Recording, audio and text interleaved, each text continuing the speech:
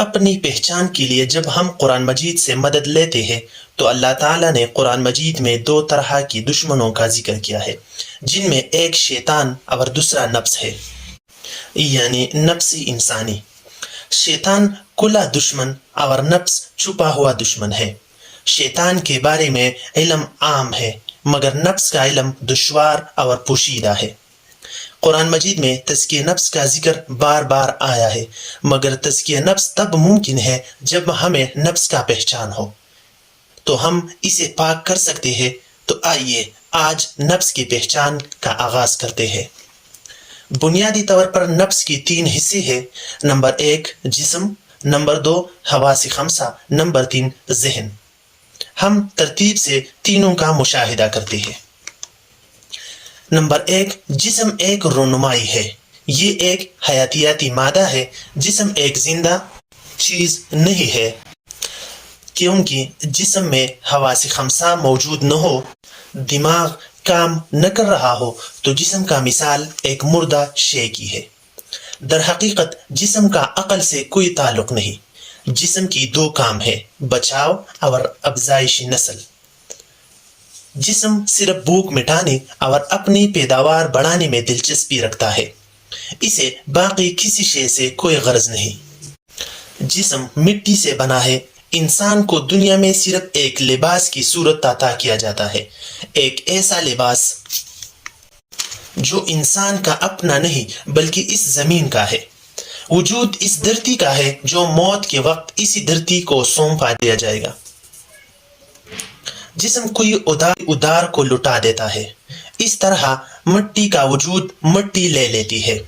جسم نہیں جانتا کہ وہ زندہ ہے یا مردہ، بیمار ہے یا صحت مند۔ اسے کوئی خبر نہیں کہ تکلیف کیا شے ہے۔ یہ سب تو اسے ذہن بتاتی ہے، حواس بتاتی ہے۔ اس طرح حواس کی اپنی ایک الگ دنیا ہے، جس کو اپنے اسرار ہے اور اپنے خیالات ہے اور کمالات ہے۔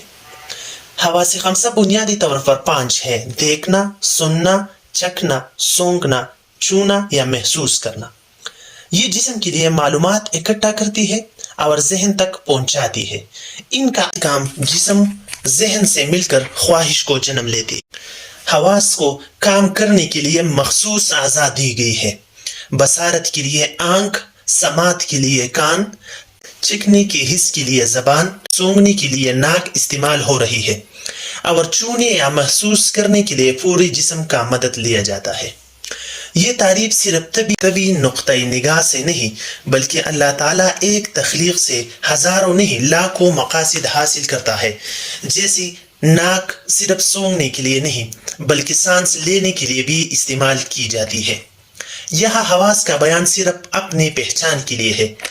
ہم کل سے جز کو الگ کر رہے ہیں تاکہ پتہ چلے کہ جسم کیا ہے، یہ جان سکے۔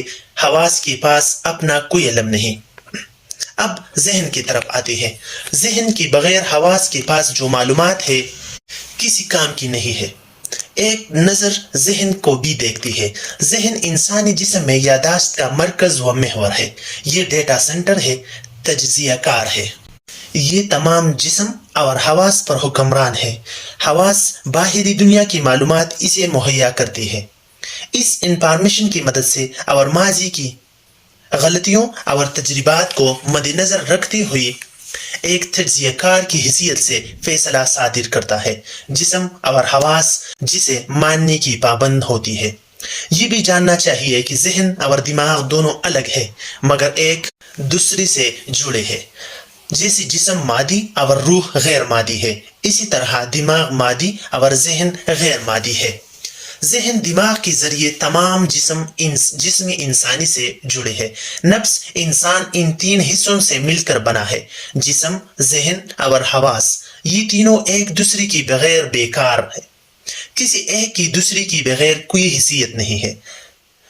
اب آتے ہیں اپنے مقصد کی طرف۔ کیا میں جسم ہوں؟ کیا میں احساس ہوں؟ کیا میں ذہن ہوں؟ جب بھی کوئی اندر اتر کر دیکھتا ہے تو پاتا ہے کہ میں یہ سب نہیں ہوں۔ میں ان سب سے ماورا ہوں۔ میں ایک حقیقت منتظر ہوں۔ میرے عزت، میرے خیالات، جذبات، میرا علم، میری دنیا، یہ سب کس کا ہے؟ یہ عزت کس کی ہے؟ کیا عزت میرے جسم کی ہے، احساس کی، یا پھر میرے ذہن کی؟ ان سوالات کے جواب جاننے کے لیے آئیے نفس کی تہ در تہ گہرائیوں میں اترتے ہیں اور اپنے نفس کی تزکیہ کرتے ہیں۔